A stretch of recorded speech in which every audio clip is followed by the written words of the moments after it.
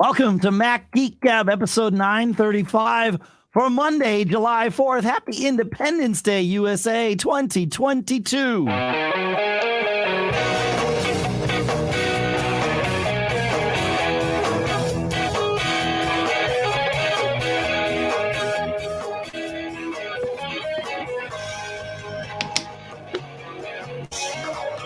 Greetings, folks, and welcome to Mac Geek Gab, the show where you send in your questions, your tips, your cool stuff found.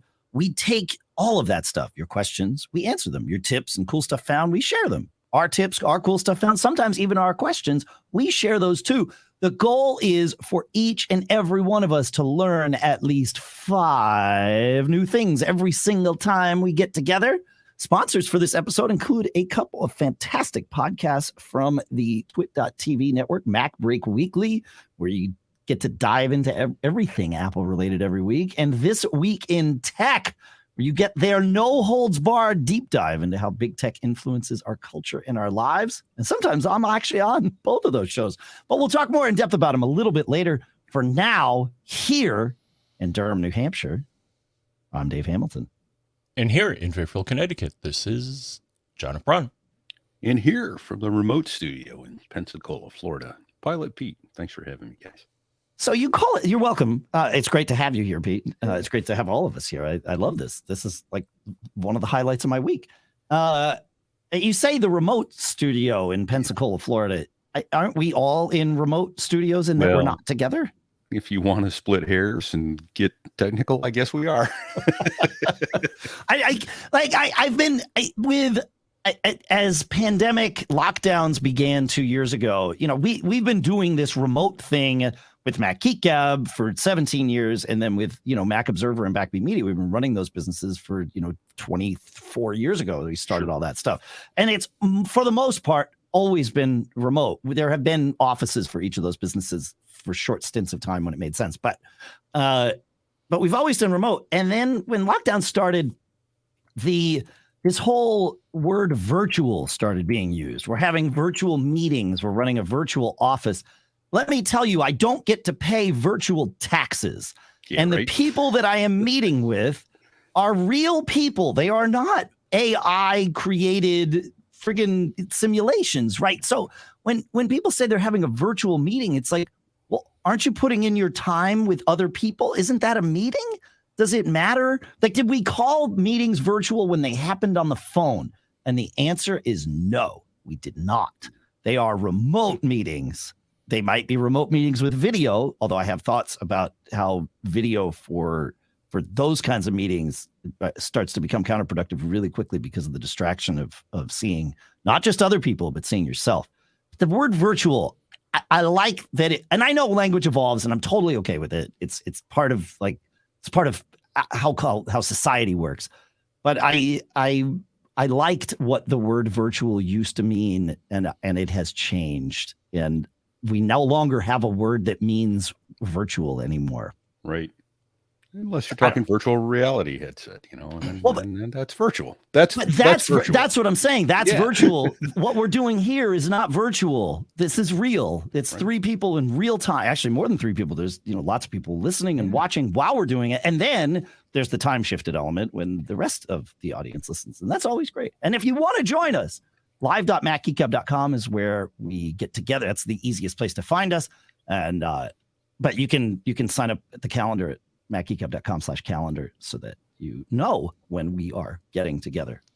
So when we're doing the show, there's a live chat at macgeekgab.com/discord. Thank you for reminding people of that too. Yeah, it's good. All right, well, there's my soapbox moment for the day. I language matters. Language does evolve, but I always lament when we lose words, the meaning of words. Yeah. But I'm kind of with Pete in that when I hear virtual, I think virtual reality, which to me is not in a physical location with other people. But that's just my brain. Yeah. Right. Yeah. And then you're right. Like we are all informed by the examples that we see. And so, yeah, no, it's none of it's wrong. It's just, there you go. Well, the pandemic has caused us to be pedantic. Sorry. Oh, I like this. No, I was pedantic before the pandemic. There's 15 years of proof of that. It's the recordings of this show. Right on, man. Hey, I got an idea. What's that, Pete? I think there's an agenda with quick tips on it. Right? Ooh, you're right. Mace has a fantastic quick tip. He had asked the question, can you rename Bluetooth devices on the Mac? And the answer that we and evidently others gave him was, you can't do this any longer. Well, we certainly gave that answer. Accidentally, he says, this morning I found that if you go into System Preferences Bluetooth while the device is connected, and this is the key part of this, if you control-click the name of the device, the little pop-up there allows you to rename. It will only appear if the device is connected. If the device is not connected, you don't get the rename option. So it is possible to rename how your Mac sees a Bluetooth device or displays a Bluetooth device. And it is in Bluetooth preferences, Bluetooth system preferences, right-click on a connected device to rename it. Yeah, very good. Thank you, Mace. I love it when we find these things. It's wonderful. I think it could be dependent on the device. I seem to recall some devices I've renamed, and they'll show up on another device with that name in them, and then others don't. Interesting. Okay. Yeah. All right. Okay. I'll buy that too. Even on each device. Oh, for sure. Yeah. This doesn't store. Great point. This doesn't store anything in the device, and near as I can tell, it doesn't store anything in iCloud either. So it is that one machine's name for that device changes. It is let's call it a nickname, maybe a machine specific nickname. Nice way to think. But I think my point was being that, like, I think it was my Skull Candy wire Bluetooth headset. Okay. That came up when I changed it on the Mac. It came up on my iPhone with that new name as well. So so maybe it did write it to the device. Maybe or it wrote it to iCloud. Maybe it is syncing it via iCloud. Okay. All right. Yeah. I wonder where it is. That's a good. We'll find that out someday. Yeah, I doubt it would be writing it to the device. Yeah. Just based on how that works. But iCloud makes sense. So okay, I stand corrected. Yeah. So it is potentially syncing that via iCloud. I like that. Yeah. That makes sense. I mean, that's a very Apple thing to do. If they're going to let you rename it, they're not going to they generally tend to go the extra step. Well, if it stands to reason, if you wanted to rename it here, you'd want that name on all your devices. Hey, good news. We have a way of making that happen. So I can only imagine what those negotiations look like inside of Apple when you've got, somebody that like take this, for example, the engineer that writes the team, whatever, that writes the little rename routine says, we're going to store it here. Hey, this sounds like a good candidate for something to sync via iCloud. Now you've got to get somebody to approve that, because otherwise it would be feature creep all over the place. Oh, yeah. I heard stories. I'm not sure if I'm supposed to say the person's name, but this was an engineer that had many public credits to their name in terms of like automation and things like that. And I've probably said enough, but I'd heard that there might be things like when there was a bug fix or something that needed to make it into an otherwise frozen upcoming release of, macOS, whatever, 12.5 or whatever it was going to be. They freeze the things, they test them, they make sure there's no problems. But if they wanted to get it in, maybe 4 tickets to the Warriors courtside might appear on the decision maker's desk if the thing was included in the next update. Yeah. Things like that. Yeah. Hey. And I'm convinced this is what happens. Remember, Apple hasn't screwed up in a while, but I'm almost certain that this scenario happened before a failed firmware update. It's like, oh, come on, can you just sneak it in? It's like, no, we finished testing. No. Yeah. Oh, yeah, I'm sure you're right. Yeah, I'm sure there's precedent for why there's usually every policy is usually founded on a mistake. Yeah. Yep. It's that way in aviation. Yeah, man. See, the stakes. The flight manuals are written in blood. It's. Yeah. I see. That's the thing, right? Like, we think that what we're doing with computers is like critical and important, and then you mentioned that's how it works in aviation. It's like, all right, puts it all in perspective. Exactly. Thanks, Pete. So, hey, Kiwi Graham noted in Discord that in the chat that the name is stored in the Apple device. I have connected client's mice, and they show the client name on my machine. Okay. Wait, so he says it is stored into the Apple device. Okay. I've connected client's mice and they show the client name on my machine. Oh, it's stored into if it's an Apple mouse is what he's saying, I think. Yeah, I think so. I argue that might still be stored in iCloud and all devices get to sync that database potentially. He's saying yes. Okay. Yeah. Well, the way to test that would be to disconnect from the internet, rename a device, unplug it, go plug it into another Mac. If the name comes with, then it's absolutely being written to the device. If the name doesn't come with, well, then it's an iCloud thing. And the only reason I say this is I know that, like, the AirPods is the most popular example. Apple is using a major hack to make it seem like they can auto pair your AirPods with your Mac. It all has to be done with the MAC address, not the address of your Mac, the MAC address of the Bluetooth device. And they have a database that pumps all of those MAC addresses in so that you can auto pair when it's not really auto pairing, it's pre-pairing them. So I wonder if they're also using that same mechanism to do this. I don't know, but that would be a good test. We can't do that test right now, though, because we are online doing this show. So instead, John, you want to take them to Mike's quick tip? Yes. So Mike says, so instead of running amphetamine in my menu bar all day, I use this terminal command. Caffeinate, space dash disu, space dash t, space, and then Don't a worry number. about reading it. We'll put it in the show notes. Yeah, of course. Tell them what it does. Yep. Well, it will keep your Mac from sleeping for the number of seconds that you put at the end. So he did 86,400, which of course is 60 times 60 times 24. But you can put any value 24 there. hours for anyone following along there. Yep. Yep. So this will tie up that terminal session for the day, but you could open as many terminal sessions as you want, so no big deal. So, okay, thank you. I'm trying to figure out what disu is, because I've only ever... So caffeinate, I am certain, is the command that is at the core of amphetamine, which is the graphical interface for this, because why wouldn't it be? Looking at caffeinate's man page, I've only ever used dash T. So you say caffeinate and then dash T and the number of seconds, and it works fine. Or you can just issue caffeinate and it will sleep. It will not sleep until you terminate the process with command Control C. DISU is D prevents the display from sleeping. I prevents it from idle sleeping. S prevents it from sleeping entirely, which I think I and S are happen by default. And then U indicates that the user is active. Oh, okay. All right.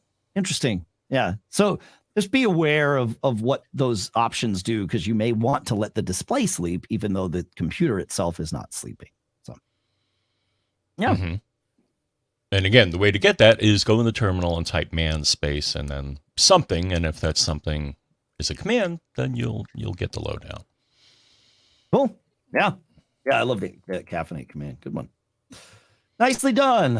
All right. What's Well, I found this out by accident. So what I've been doing as of late is when I run my Twitter client on my Mac, I don't like distractions sometimes.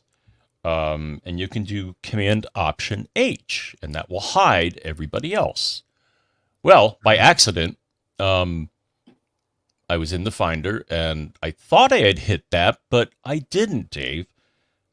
I hit Command-Option-G, which I just discovered is Google Drive Find feature, because that's what came up. So it's like, oh, that's nice. So this is the Google Drive app that you run on your Mac? Right, you have to be running their app. Ah, okay. But it's like a specific, it'll only search the content on your Google Drive. So right. That may be handy. Right. Huh. Hey, so nice find. Bob Ross would say a happy accident. That is a happy accident. So many quick tips come from happy accidents, right? Like that one I mentioned a couple weeks ago where you command drag things, to drag windows without changing their space in the hierarchy. And if you didn't listen to that episode or you missed it in that episode, well, here it is again. Go back and do your homework. Yeah, that's right. But we've gotten so much feedback about that. People are like, "Whoa, this is life-changing." It's like, yeah, I know. I use it all the time now. Yeah. Now that I've remembered it's there. Yeah, it's great. All right. Shall we answer some questions, John? Yeah. Let's go to Greg. He has a head scratcher here. Hey. I have what I believe to be a geek challenge. I'm using a late 2013, note the year, 27-inch iMac running Catalina, though this issue predates that OS. On what seems to be random intervals from days to months, the iMac will stop opening or saving files, opening files, or print dialog boxes in any program. If it is exhibiting this behavior, it will also be unable to open any of the panes in system preferences, but it will open system preferences. Oh, interesting. A reboot will correct the issue again for an indeterminate length of time. Frequently, when attempting to reboot the system, there will be an error that the system cannot reboot because of an operation with iOS. I do have an iPhone and iPad Pro, but they are not plugged into the iMac for charging or any other purpose. I'm not familiar with troubleshooting Macs to properly employ Google Foo and have been unable to find a hint of something that might help, or any mention of someone else having this issue. As with any problem, Dave, it could be hardware or software. That's a great start. That's my answer. But I would say, so looking at the vintage of that machine, which is 2013, so that's pretty old, I did look in Mac Tracker, and there were several options with a rotational or hybrid drive. So to me, one thing is that it could be a failing drive. I mean, it's about time, 10 years. That's a good run. Otherwise, since it seems like a low-level system problem, I would say that you may want to reinstall the OS. I think something screwed up somewhere. And you can do that through recovery. Okay, but give me your thoughts, because yeah, the first thing that I would do is I would take the error message, whatever that message is. I see users do this often. In fact, it was kind of a thing where I would see people do it when I was going and consulting at their house. They'd bring me in, they'd say, "Oh yeah, the computer's doing this weird thing." I'd say, "Okay, show me." And they would sit down to show me. And the first thing they would do is they woke the computer up or whatever is click through like 15 warning messages. Like, "Oh, I just need to dismiss these." And it would always be like, "Stop, take your hands off the keyboard and mouse. I want to read every single one of those because this might be informative." And so when that error message comes up that says something about an operation with iOS, take the exact text of that error message. And sometimes in an error dialog, you can even highlight with your mouse and copy the text in the dialog box. But if you can't, write it down or memorize it or whatever, and then search for that specific text in Google. So you were asking, Greg, about Google Foo. This is one of those sort of, key pieces, key tricks that we troubleshooters use, is typing the exact error message inside quotes into Google, and it will find you web pages that mention that exact string of text, or it will tell you no web pages with that exact string of text exist. So that would be the first thing I would do. You're right, John, that it could be hardware or software. I mean, we don't know. I would think that a failing drive would exhibit other symptoms. So and it wouldn't just be this specific. A failing drive generally will, when it's hardware, whether it's a drive or something else, it happens seemingly inexplicably. Whereas Greg's description is very specific. It's happening with, this part of the operating system and this part of the operating system, which tells me that it's software and not hardware. I could be wrong, but hardware errors rarely are super consistent with where they appear, unless it's a temperature thing, in which case, every time I run Photoshop and do this crazy transform, my system locks. It's like, okay, well, let's look at the CPU. And are there any other times when you use a CPU like that? No. All right. Well, then this might be a hardware thing. So that would be my thought. I don't know, Pete. And the other thing, I don't think I mentioned this, but if you have a clone, try your clone. That would eliminate hardware being an issue.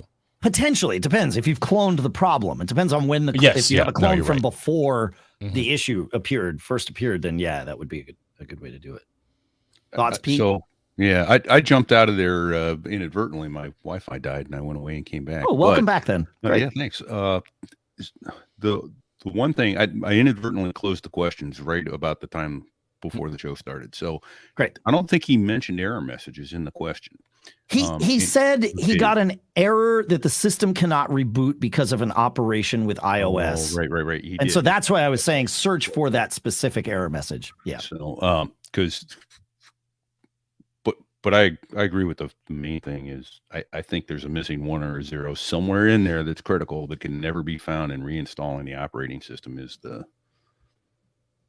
I think that's the only, because there's other problem, right? There's no problem worse than an intermittent problem, which it seems like he says sometimes it stays in weeks between. Yeah. Which is where I agree that, let's not rule out hardware. Like I said, my gut says it's not, just because of the sort of location in the operating system where it happens and nowhere else. But the intermittent part of it, the infuriatingly intermittent part of it, definitely smells like hardware. But Apple's got some infuriatingly intermittent things in the operating system now, specifically with waking from sleep. It's become like we were talking about this. We did we'll talk about it in a couple of minutes, but we did a hangout in our Discord group about Plex, and we were talking about that kind of thing in there too. Not about Plex, but just about Macs, where it gets infuriatingly intermittent with the waking from sleep. But Kiwi Graham, speaking of our Discord room, Kiwi Graham in the live chat says that his first step would be a safe mode restart, which is not a bad idea. That's restarting with the shift key down. That will, I believe, did that change on M1? I don't think it did. Anyway, we'll put a link in the show notes about how to do a safe mode restart, and just in case we aren't remembering it right here. But safe mode restart will do a bunch of under the hood cleanings of caches and things like that. So that is a good sort of way to, without fully you're not reinstalling the OS, but you are cleaning out some of the more obvious cruft that the operating system itself creates. And that certainly can be a cause of things like this. So yeah, I like that idea. The safe mode restart. It's an easy way to get that stuff done. Yeah. And if you want to, will Onyx do that as well? With I was just going to say, Onyx has a whole pile of cleanup options for caches and other things. So yep, that would be that's the more granular way to do it. But I like it. All right, let's see, where else are we here? What's on the agenda? Christopher. All right, let's see what Christopher says. Christopher says, I'm digging my new setup. He's got a 27-inch iMac as his studio display for his new M1 Mac Studio, and says, I am now duplicating that for my office setup. Okay, great. Here's my question, or perhaps challenge. How do I sync all 4 of my computers to mirror one another, specifically the files? And he gets a little more granular because there's a couple of easy answers that I think he's going to try and take off the table for us, but we might try to put him back on. Christopher continues, I know if I use the desktop for storing files, iCloud can automatically sync that to all of my Macs, but the desktops will look like my windshield during love bug season in Florida. Very, very messy. What is a better option? I see ChronoSync Express on setup. Is this a good option? I know there's always iCloud, which is what would be syncing your desktop, and the documents, which is where I file the majority of my files, except my downloads and a couple of files that I have in the sidebar for quick access. This is where syncing and continuity becomes really important. How to mirror between the 4 Macs. So yeah, iCloud Documents is certainly the easiest way if you're using iCloud storage or you have enough iCloud storage, even with the free plan, to do what you want to do. But it doesn't work on all folders, just those specific ones, desktop and documents. In fact, I think it's called desktop and documents syncing when you click that checkbox in there. ChronoSync is one option. Another one is called Resilio Sync. This used to be called BitTorrent Sync, but they changed the name because well, people weren't using it because they're like, oh, I don't want to use torrents. I don't want to get in trouble with that or whatever. There's no trouble to get into here. BitTorrents are peer-to-peer. BitTorrent is a peer-to-peer protocol, which means you don't need a server in order for multiple computers to coordinate sharing data with one another. That's really the way to sort of zoom out and say it. And so Resilio Sync takes that technology and lets you sync a folder or multiple folders between multiple devices. It doesn't all have to be Macs. It's very much a cross-platform thing. Linux, Windows, FreeBSD, obviously macOS. And there is a free version that might do what you want. And then there's paid versions where you can, either, I think it's a one-time license for the paid versions. Yeah, it's $35.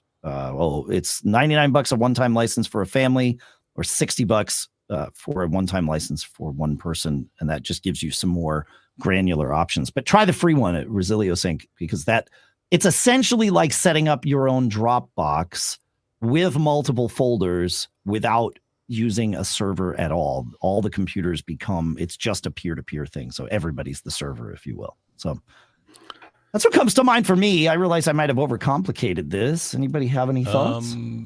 Well, if you have a Synology, there's Synology Drive, maybe. For sure. Yeah. That would be the obvious answer. If you have a Synology Drive works great.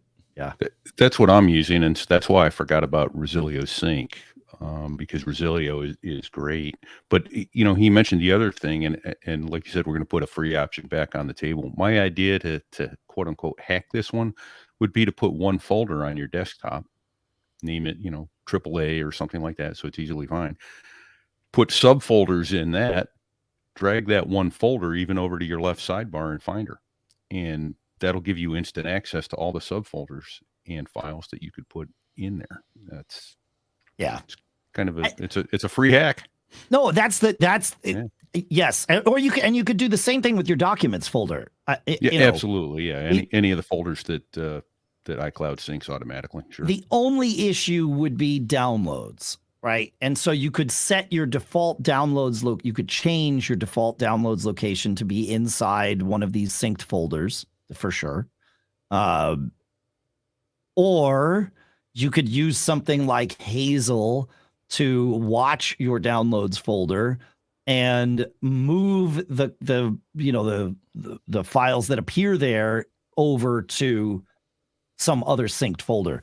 I would caution syncing the downloads folder, and I think there's a reason Apple doesn't do this, and that's because we wind up downloading a lot of things that may quickly fill up our iCloud storage without us intentionally doing anything, right? I realize downloading things is intention, but we're not saving them to a folder that we know is synced. We're just letting these downloads sort of happen to a place that happens to be synced.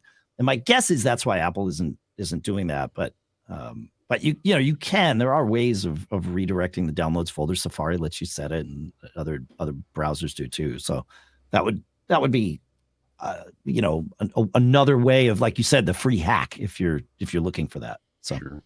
yeah. And you mentioned Hazel. I love Hazel. Like, I have her look for my bank statements, my credit card statements, and all that, and she can read PDF files and put them in folders for you. Rename them and put them in folders. Yep.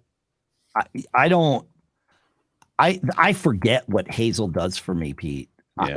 Yeah. It's one of those things where you get very used to it just running and doing things in the background, and you can have it do quite a bit. I have it watch a folder into which either John or I or you, Pete, can it's a synced folder, and it watches that folder, and it's a folder that we save audio comments into, and that way, once we save an audio comment there, it puts it automatically in our Evernote. It removes it from that folder. It does all kinds of processing to make sure everything's good, and you're good to go. And I forget that, like, all this hinges on Hazel running and continuing to run. So it's happy to, it's one of those. It has a nice feature now too, that you can preview. Hey, is this good? I've written something. I want it to look for this file. Yeah. Will it affect it? And you can get a preview. Yeah, it will. No, it's not going to, it's going to ignore that file. Wait a minute. That's the file I wanted to look at. Why? And you can figure out why. You change your criteria. Right. Yeah. I forgot about that. Yeah.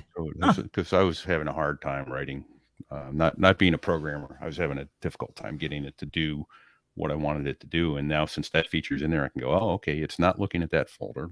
Or file. Let's find out why. Let's find out why. It's made it a whole lot easier. Oh, that's great. Yeah, real-time feedback on what it would and wouldn't catch. Exactly. I like it. That's good. We've got a couple other from, I believe, Brian Monroe in the chat, but certainly from someone in the chat. SyncThing at syncthing.net. There'll be links for all of these. Is a continuous file synchronization program, and I think that's what we're looking for here.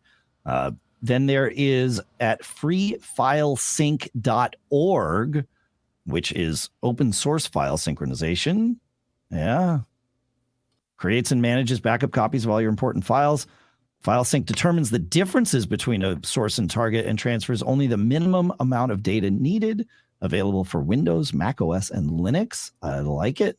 And one last one, SeaFile, SEAFile.com. File sync and share solution. This is a for pay thing, so but multi-platform. And but evidently, okay, so it needs a server. You can pay them to use their server. However, up to 3 users is free, and then from there it goes up. But you could run your own server if you want. As the community edition. So, I like this stuff. All right. See, we're learning new things. Everybody trying to put Dropbox out of business. Well, I mean, listen, I don't know if they're trying to put Dropbox out of business. I like this. This shows that there is healthy interest in this thing. If you're in business and you have no competitors, solve that problem first. That's right. Yeah. If you think not having competitors is not a problem, think again. Yeah. Yeah.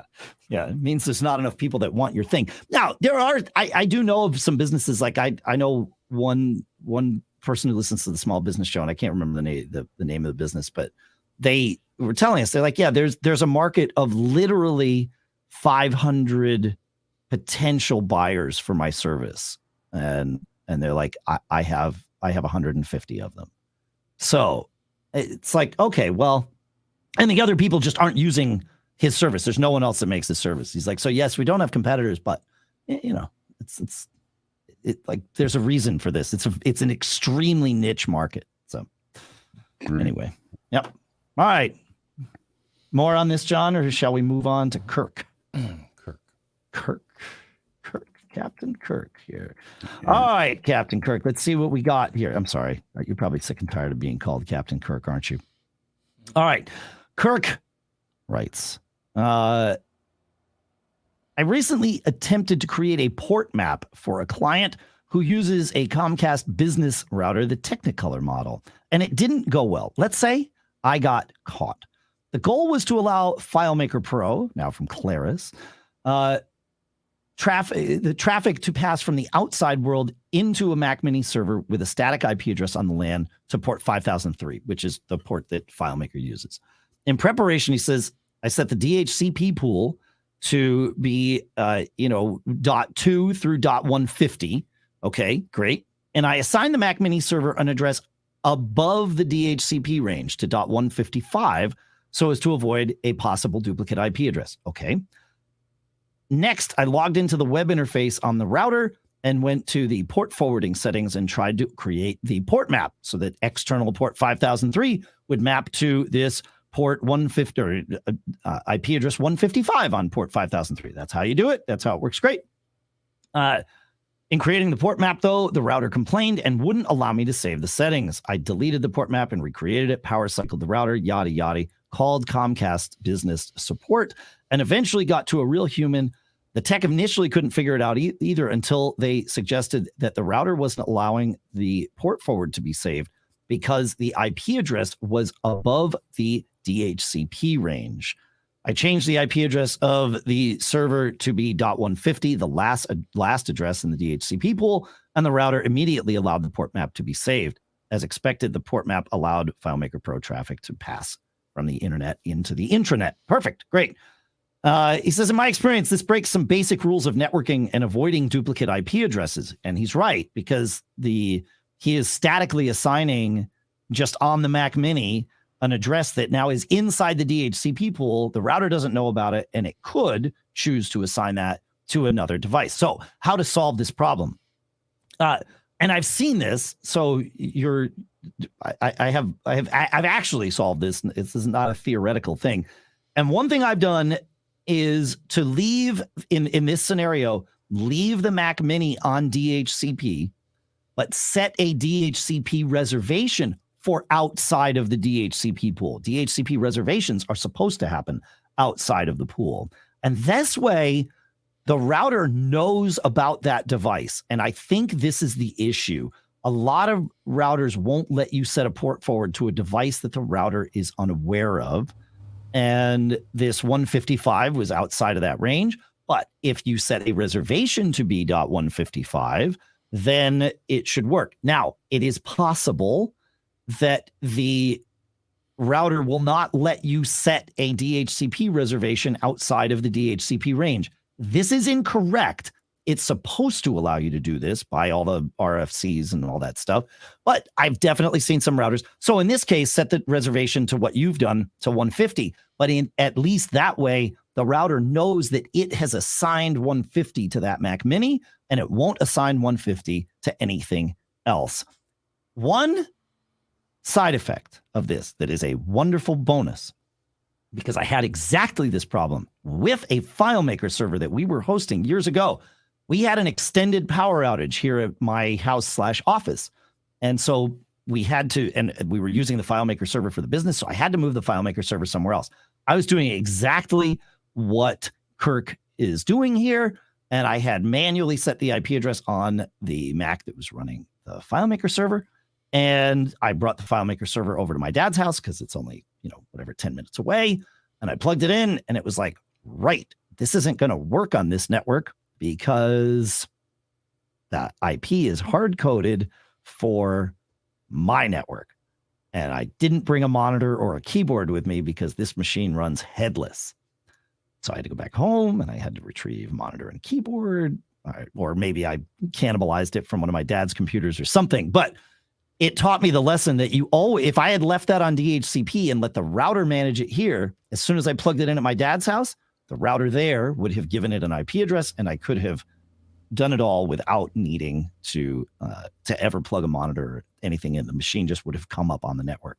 So since then, I have left all of my machines in DHCP mode and just let the router do the static assigning of the addresses. And this way, it's all managed in one place. I don't need to manage it in 15 different places. It's a better way to do it. So hopefully that helps with your client, Kirk. I don't know that. The one part about this that I don't have experience with is the Technicolor router. And so it seems like it's got some limitations that might, you might have to navigate around. But yeah. So there you go. Dave, you did exactly what I would have done. So is that right? Yeah. Perfect. I'm glad to hear it, Pete. Now, the other thing to consider, Yes, because sir. I think we do this for one of our databases, Dave, is maybe get someone else to host your FileMaker. It looks like there's a few people that do that sort of thing. Fair. Yeah. I mean, it is for this very specific thing. Yes. Mhm. Now, the issue with that is you're paying for someone else to host your FileMaker database. And, even us with our very limited lightweight use, I'll call it, we're using FMP host and they are fantastic, but I think it's still like $60 a month. So not non-trivial in the end, especially when you're going to do that for years at a time. But they do a good job, and that because of all the power outages here, that's why we did what we did and moved it out there. I also didn't want to have to leave a Mac running all the time. There is now a Linux version, a very limited target Linux version of FileMaker Server, so that might be an option for hosting on a not Mac box or a not Windows box.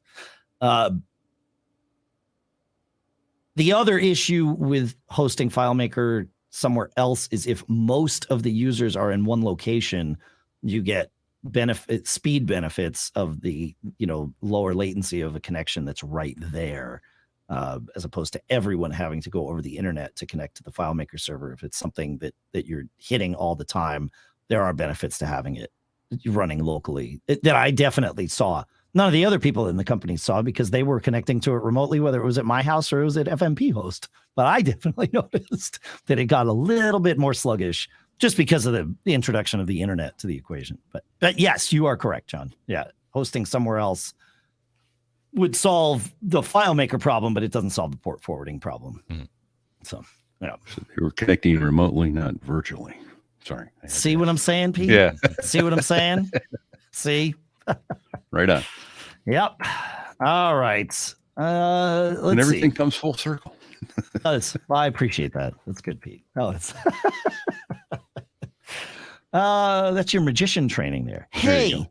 as a magician, I think you are amongst the elite and select group of people who understand how you can have a cable or a rope in the case of a magician. And for people who don't know, Pilot Pete is a studied magician.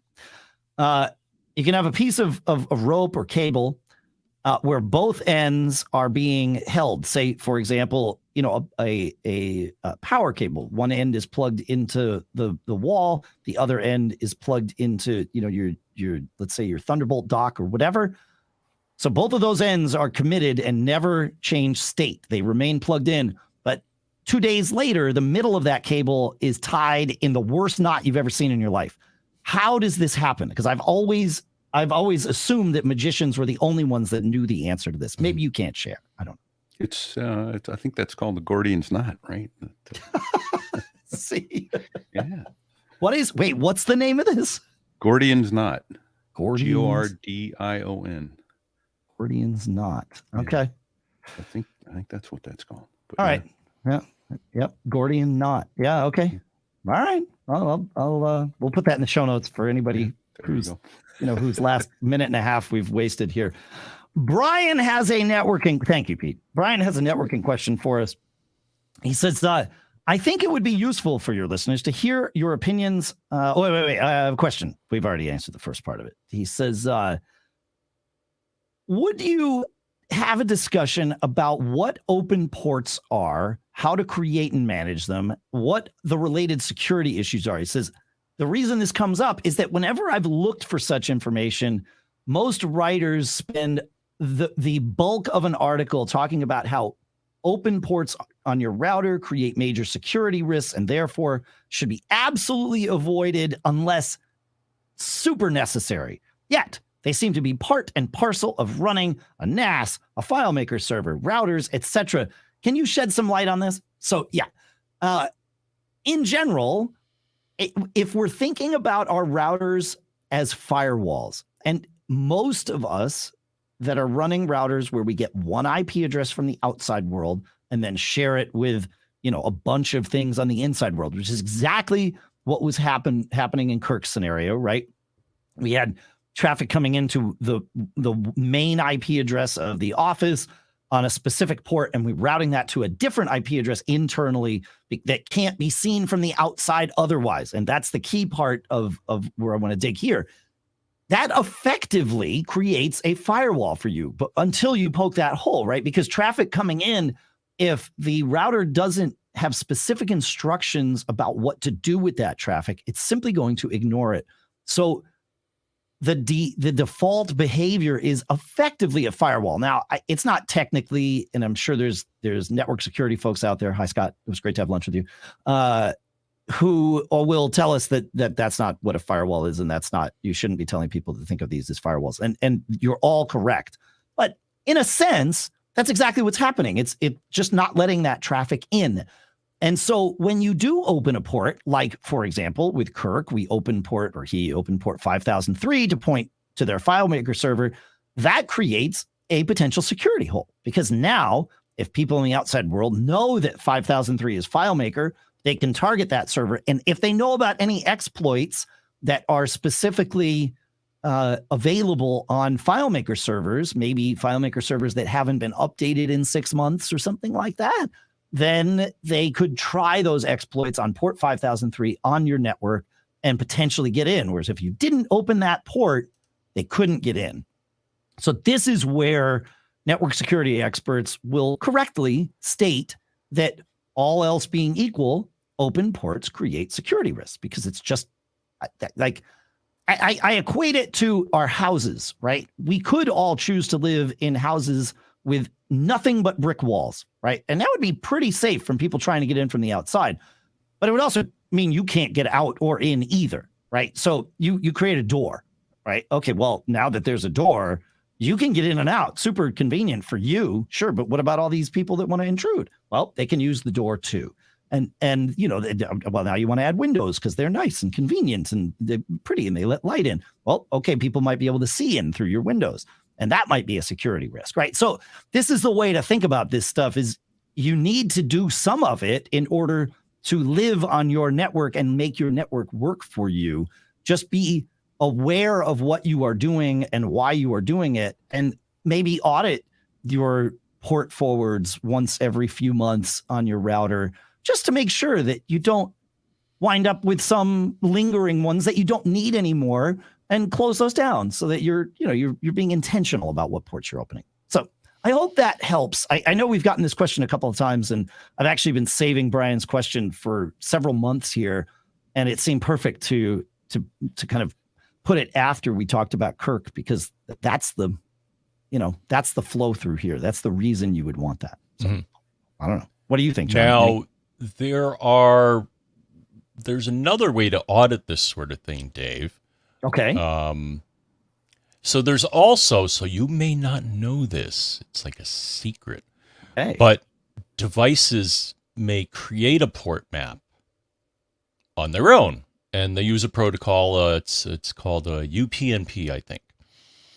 Yeah. Which basically a device says, "Hey router, can you create this port map for me temporarily, or hopefully temporarily?" And yeah, there's a little utility called port map where you can interrogate your router and say, "Hey, has anybody created any port maps? You may want to eject ones that you think have outlived their usefulness." Great point. Yeah, both UPnP and then Apple didn't use UPnP; they used NatPnP, right? But you're right. Either one of those protocols lets devices open their own ports on the routers as a user convenience, right? You don't want to have to do it yourself, so it does it for you. And most of us likely have these that are open. Your VoIP software will do it. Skype was one that did it for a while. I think they still do. Plex will open one if you don't explicitly do it. You can, in most routers, turn off UPnP. And if you do, then devices can't create their own port maps. And so you have to do it yourself. that is a more secure way of doing it. So yeah, no, I'm really glad you brought that up. That's a great point. Yep. Yeah, and I've had a few things, and a few programs can alert you. Yeah, I found this odd the other day. So I was installing some new smart bulbs, and all of a sudden I got a warning from Eero saying, "Hey, somebody created a port map," because they had to go out to their server and do the cloud thing and all that. So that was kind of nice. Thing Desktop, I think you may have to get the premium version. Will also interrogate your router and tell you what's going on there. Yep. And Brian Monroe reminds us of Shields Up from GRC. I think it was Brian Monroe. Maybe it was you, Pete. Somebody put it in the show notes. It was you. Okay, great. Thank you. And that is a utility that it's an online utility that will interrogate your router from the outside and tell you what ports it sees open, which is very handy because you can compare that with what your router thinks what you think open. you have open. Yeah, exactly. Right. No, that's a good one. I like it. I like it. All right. And on a little tangent, Dave, check this out. This shocked me. So these are a newer line of bulbs from GE called CYNC. It used to be just C, but now it's CYNC. I didn't even realize this, but when I activated these bulbs, they just worked. And I'm like, wait a second. After the fact, I looked at the box, Dave, and it said 2.4 gigahertz only. Now you know what a nightmare that's been for some people, because a lot of times devices aren't smart enough to go to the 2.4 version of the frequency, but in this case they did. Great. That's good. So they must have increased the smarts in the bulb or their software. Right. Yeah, it's usually the software is the issue. Because when that happens, like when you're connecting one of these devices and you're using the app on your phone to do it, the dumb way is that the app looks at the Wi-Fi access point, not just the network name, but the very specific MAC address of the access point that your phone's connected to, and says share that with the with the smart bulb or whatever. Problem is, if your phone is connected to a 5 gigahertz access point and it tries to share that with a device like this sync bulb that only has 2.4, the device is going to say, I tried, I can't connect. And of course it can't connect. It can't even see the radio. What it should be doing, and what it sounds like GE is doing with the sync bulbs, at least now, maybe they've always been doing it, I don't know, is looking for the network name, which is the smart way, because then it will find not only the 2.4 gigahertz connection, but it will find the closest access point if you've got multiples, as you might with a mesh network. So yeah, that's good news. I like that. It's good. Fun. This became a networking show. Yeah, I love the networking shows. we had to put an internal moratorium on networking shows for a little while, a couple of years ago, because we became Network Geek Gab. But I don't know, like this stuff is, not only is it, I mean, we find it fun, John, but like it's there's so many specific little nuances to the way it all works. And so we'd like to help. Feedback at macgeekgab.com is where you can send in your networking questions. Even when there's no more moratorium, by the way, but even when there was, we were still answering the questions behind the scenes. We just weren't including them in the show. But yeah. Did you say feedback at macgeekgab.com? I think you said feedback at macgeekgab.com. Okay. Well, you're both right. That's right. Yeah. All right. We got more questions, a couple of tips to share, and good news, we still have time to do it. The next thing I would love to do is tell you about those couple of podcasts that we mentioned earlier in the show, if that's okay with you, John. Very good. All right. Hey, I want to take this time to tell you about two great shows from the Twit network here. The first is MacBreak Weekly. Get ready to join the podcast all about Apple, from uncovering the latest Macs, iPhones, iPads, Apple Watches, and Apple TV, plus new innovations and rumblings inside Apple. The MacBreak Weekly podcast covers it all. You can go behind the curtain with Twit.tv's Leo Laporte, Rene Ritchie, Andy Ihnatko, and Alex Lindsay as they dive into everything Apple related. Sometimes I even join them over there. You get a new episode of MacBreak Weekly every Tuesday evening, and you can subscribe wherever you listen to podcasts. MacBreak Weekly, our thanks to MacBreak Weekly for sponsoring this episode. Next up is Twit, because when it comes to covering all things tech, boy, do we have a show for you. Because every week, This Week in Tech gives you a no-holds-barred deep dive into how big tech influences our culture and our lives. Join Twit.tv's Leo Laporte and their ever-changing panel of journalists and experts every Sunday, and sometimes that includes me, as they, and sometimes we, break down and often disagree on the latest in tech. It's a really fun show. I have a blast every time they've had me on there. It's always a great panel, and the conversations really are fantastic. Subscribe to This Week in Tech wherever you get your podcasts, and our thanks to This Week in Tech and Twit.tv for sponsoring this episode. All right, John, you want to take us to Dieters? Sure. All right. Dieter says, over the past few months, my wife has been complaining about overnight battery drain on her iPhone 13 mini. I told her she was holding it wrong. Pro tip, don't do that. Don't do that. Bad head work, man. I mean, who are you, Steve Jobs? I'm not sure that would have worked for him at home either. Yeah. Lorene does not seem like the type who would suffer that type of foolishness. Yeah. But remember that The event? iPhone 4 antenna. Oh, of course. Yeah, Antenna Gate. Of course. No, he told the world that. I'm just saying. Yeah. And it almost worked, telling the world But he that. didn't tell his wife that, just the rest of us. You got it. Yep. All right. So he says, I configured a shortcut automation to turn off her cell data at 12 a.m. and turn on her Wi-Fi at 12:01 a.m. for emergency phone calls, etc. This did not resolve the problem. Recently, we were traveling and staying in a hotel in which the phone could not receive any cell service. We both noticed that we were losing about 20% battery each night. I checked, and the phone was constantly trying to make a cell connection. I was surprised. I read the fine print, and it appears that the cell radio is still active when cell data is turned off. So I modified the shortcut to turn on airplane mode at 12 a.m. Wi-Fi was still activated at 12:01 a.m. I wrote another shortcut, so at 7 a.m. I turn off airplane mode. Bingo, problem solved. So, the message here is turning off cell doesn't turn off the radio. So use airplane mode. Yeah. I mean, so there's a couple of things to unpack here.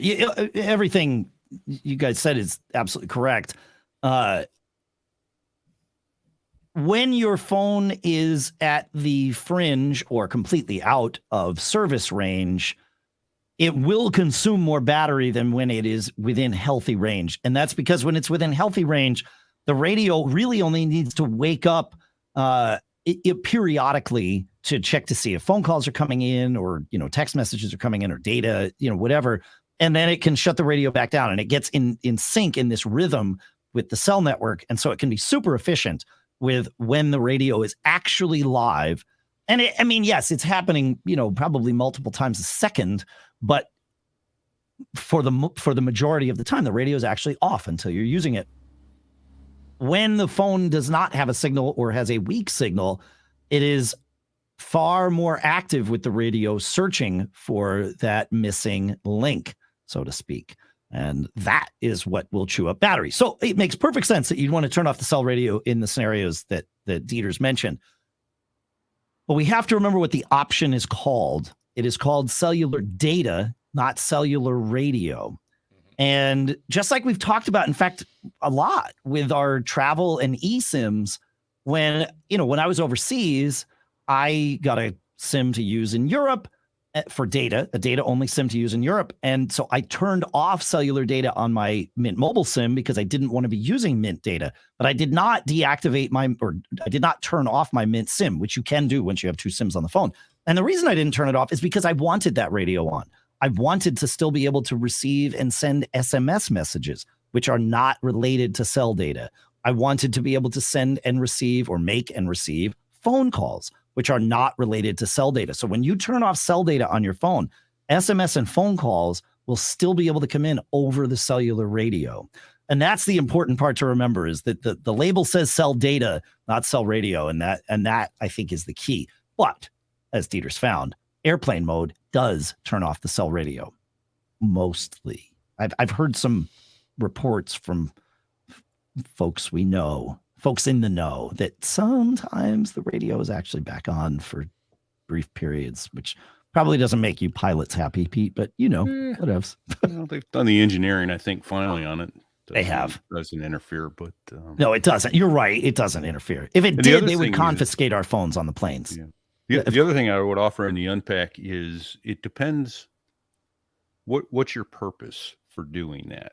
And if it's to not be disturbed, the focus modes now are so granular that you can set it so nobody can bother you except, one person or two people, that you can set up individual people in your contacts. So even in the most silent mode, I guess, that is the word I'm looking for. I still allow my 96-year-old mother's calls to come through. Right. That sort of thing, because she doesn't call me unless she needs something. So. Yeah, 3 a.m. still is a valid time if she needs to call you. Absolutely. And it happens. Well, the good news is, for Dieter, he was solving the battery usage problem, not the interruption problem. But if you have enabled Wi-Fi calling, you very likely will still be able to get calls and SMS over Wi-Fi with the radio off. Yeah. But I went to, he's doing it between midnight and 7 a.m. It's more of a do not disturb thing, was what I was reading into it. Yeah. So, could be misreading. But no, it's interesting. Yeah. Yeah. Why were they losing 20% each night? You and I make the assumption that people charge their phones while they sleep at night. Yeah, I do. He also did not, in fact, very clearly, he's not charging his phone. Night. Yeah. Huh. All right. Interesting. Yeah. The only other thing that I noticed the other day, maybe this is consuming battery and maybe it's not, is my phone, it's an iPhone 12 mini, the battery ran all the way down.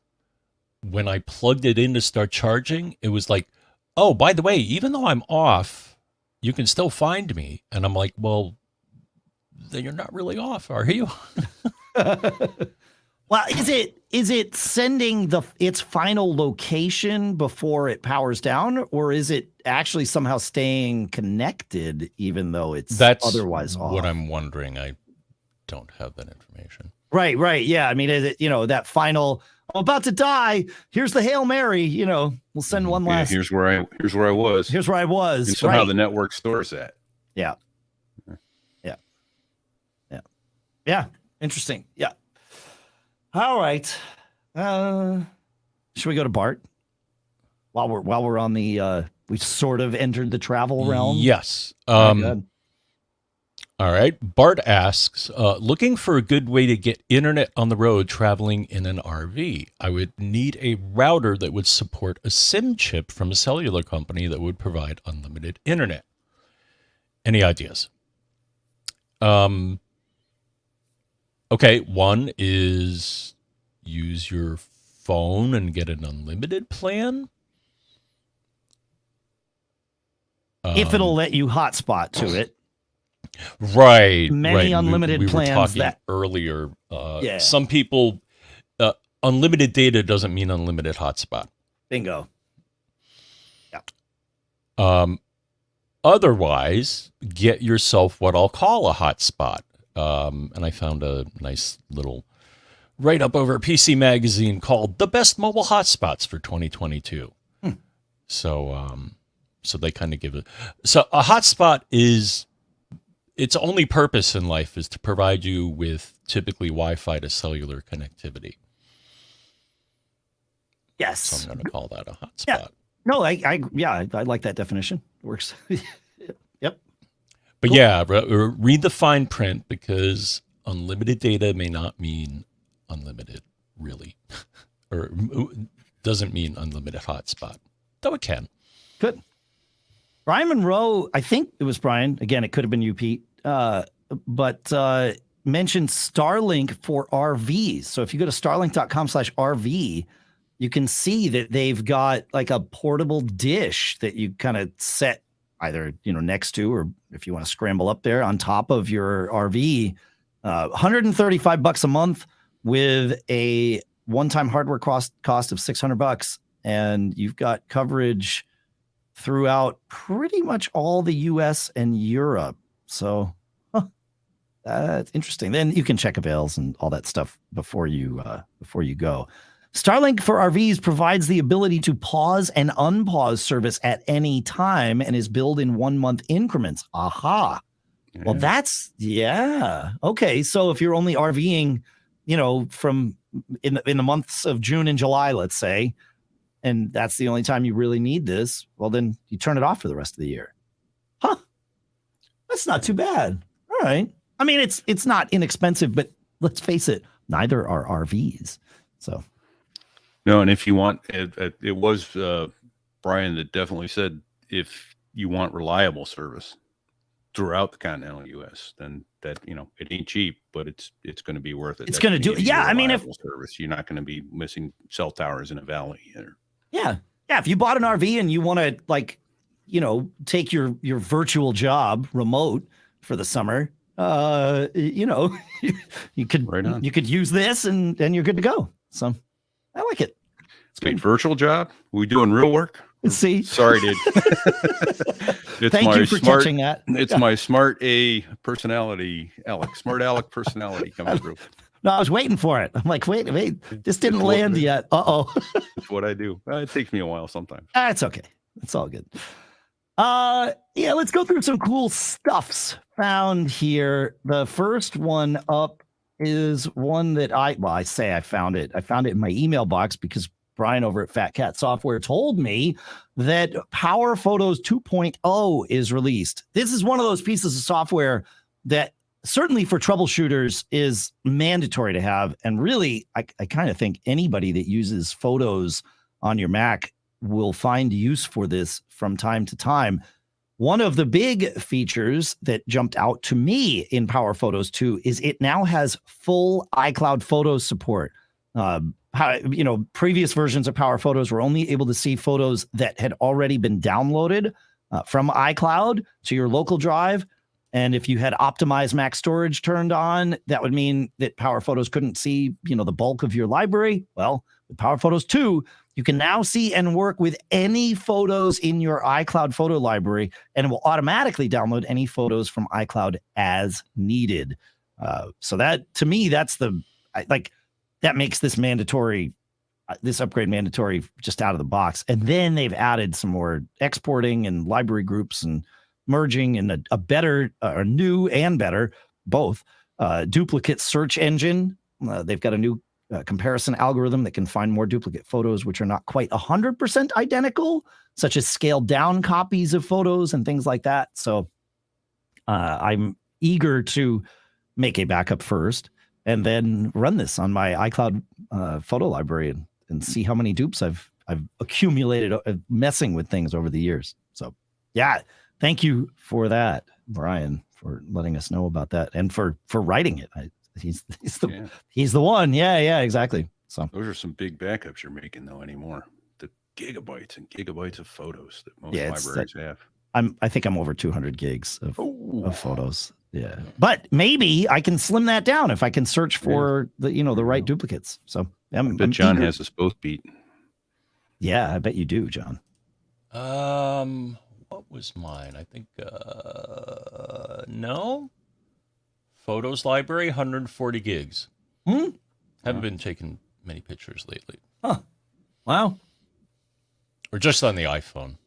Yeah, I used to Right. go out with my point and shoot, but haven't done that lately. I really should. Yeah. There you go. 'Tis the season. Mm-hmm. All right. Yeah. All right, Pete. Not Pete. John, you want to take us to Patrick? Yes. So Patrick kind of has a tip embedded in an evaluation here. So since I moved to the country, my best option was T-Mobile home internet service. It's 5G cellular, no limit, no caps, no contract, $50 a month. The gateway modem is made by Nokia. It must be placed in a window if one can, oriented towards the closest T-Mobile cellular tower. It must be placed in oh wait, yeah, got that ready. I use www.cellmapper.net to determine the closest cell tower for T-Mobile and direction thereof. It was faster in the winter, but since trees have leafed out, I like that, leaf out, man. It is slower. My speeds are abhorrent. Down would be good if between 15 and 30. Up sucks at 1 to 2. That's with the gateway modem receiver at a window pointing to cellular tower a few miles away and plugged into an Eero mesh home network. Again, the trees are obstructing signal as it was best in the winter. Okay, I'll buy that. Yeah, I knew that with satellite and like directional Wi-Fi that trees would make a difference, but I didn't realize they made that much of a difference with cell signals. I would not have presumed that, but obviously I would have presumed wrong. Well, it's microwave, right? So yeah, it's the same. You're right. Yeah. I don't know why I wouldn't have presumed that, but it's good to learn. Yeah, I'll offer. We had AT&T cell service for years and years, and in the house it was always terrible. And we bought one of those little mini towers that they eventually quit supporting. Sure. And that was special, where you got to use your own internet, and they charged you for your minutes used back in the day. Yeah, what did they call that, a microcell? Yeah, that's what it was. Yep. Right. And yeah. Okay. But they eventually quit supporting those, got rid of those, and we had terrible cell service in the house, even with Wi-Fi calling on. And once I switched over to Mint Mobile, I used that very service to find where the towers were, because I was going to buy an antenna, because initially it was kind of rough. And then I turned on Wi-Fi calling and it worked. Turns out, apparently, AT&T has Wi-Fi calling enabled on their plans, but their servers are not really giving it much priority. And so our cell service in the house, we would have to go stand by the front door and stand on your left foot with your right hand in the air to get a decent signal. Sometimes I can't tell you how many times calls dropped in the house. With Mint Mobile, that is gone completely. So the Mint Mobile antenna is in front of our house at about 3 miles, but through the trees, and it's bad. But again, that's where Wi-Fi calling helps. Wi-Fi calling is the key. And Mint Mobile supports it, whereas AT&T fish shake. Yeah, I looked a lot with Cell Mapper in our area here, Pete, in the New Hampshire seacoast, and I was surprised to see that T-Mobile, especially with 5G towers, has far better density than either AT&T or Verizon. Right. 4G, Verizon does fairly well. AT&T does probably just a notch below them here in New England. But for 5G, T-Mobile really seems to be, and I've noticed that too. Like I get 5G all the time on my Mint Mobile. I use Mint Mobile, but they use T-Mobile's towers, which is why I was looking for for those big three. But yeah, they whack it out of the park. They really do. They really do. Yeah, it's great. Yeah, and Verizon is trying. Within the last several days, I've noticed that the 5G indicator comes on my phone instead of LTE. So they're fixing something, or they're installing more 5G. Yeah, that would be it's it. Not all there yet. They're just adding it in. Cool. All right.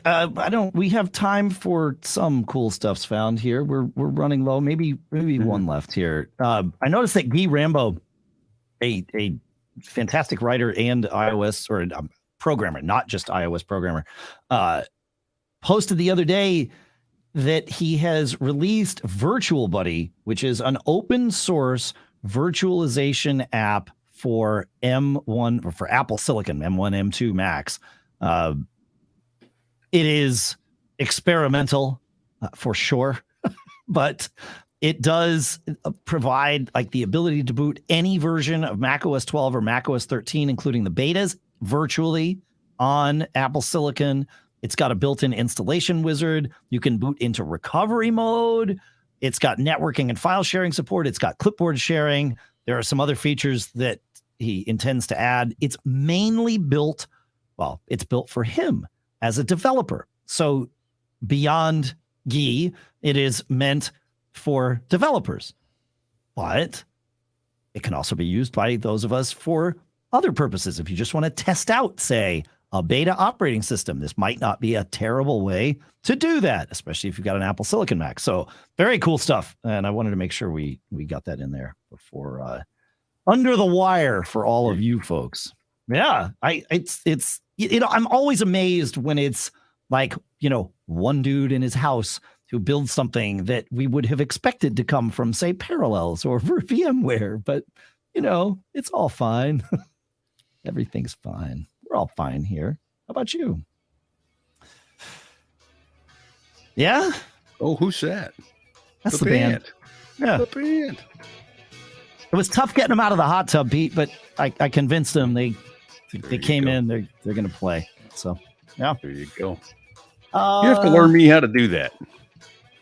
The hot tub? No, just not that. No, sorry. It's easy. Dude. It's totally easy. Yeah. TMI. No, how to put the band in the show, so I don't have to do it in post in that little show I do. Oh, so there I was.us. Yeah. So Pete's little show that he does. So there I was.us. Your favorite aviation stories. 7 episodes out now. How Every many? Thursday. 7. 7. Every Thursday. Okay. Yeah. Amazing. The way I do it is I have the theme music.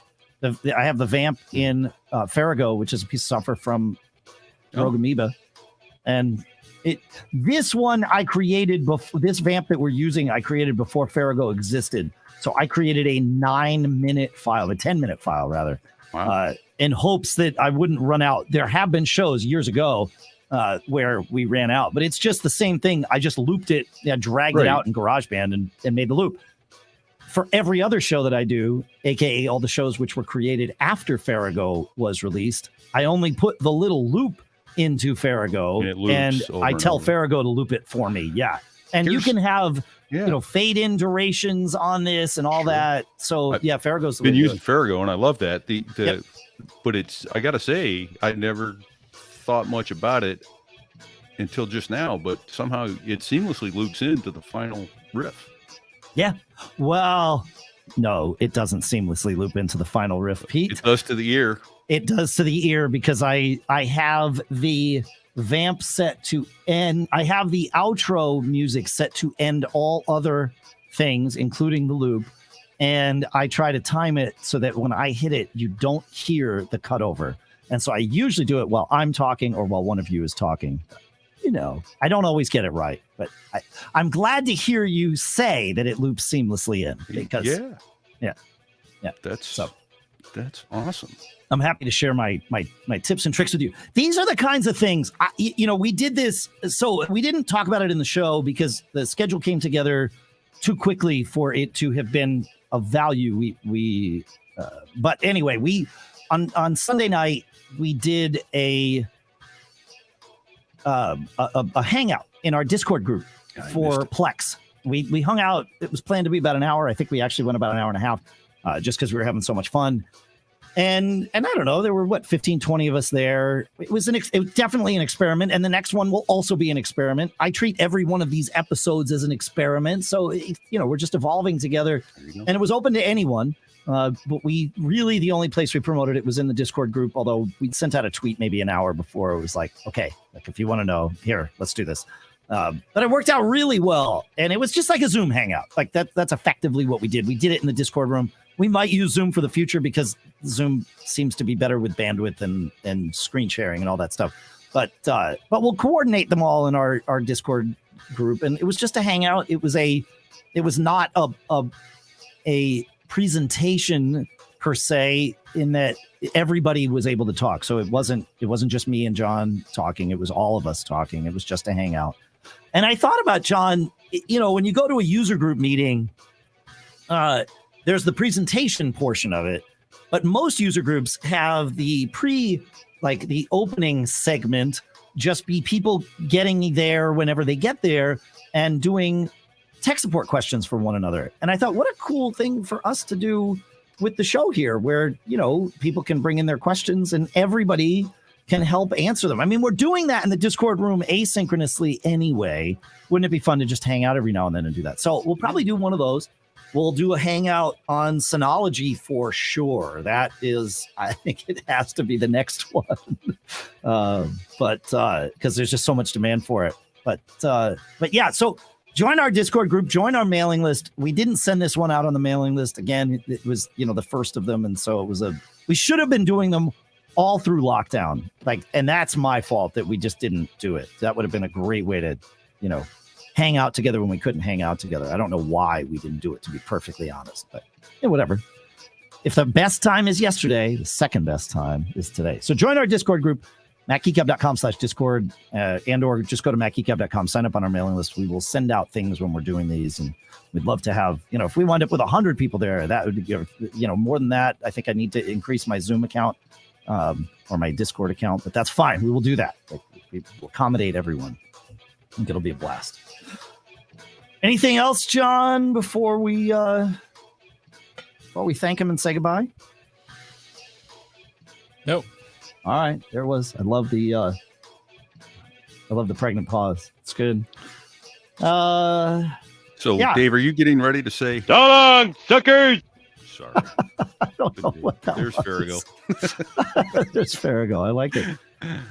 Yeah. So thank you everybody for listening. Thanks for sending in all your tips and your cool stuff found. We couldn't and wouldn't want to do this show without you. So it's fantastic. We couldn't and wouldn't want to do the show without the bandwidth that Cashfly provides us to get the show from us to all of you. Make sure to go check out MGG merch at macgeekgab.com/merch. We've got shirts and stickers and fun stuff. Mr. John F. Braun, what do you got for us, my friend? What do I got? I don't know. One thing. Don't get caught.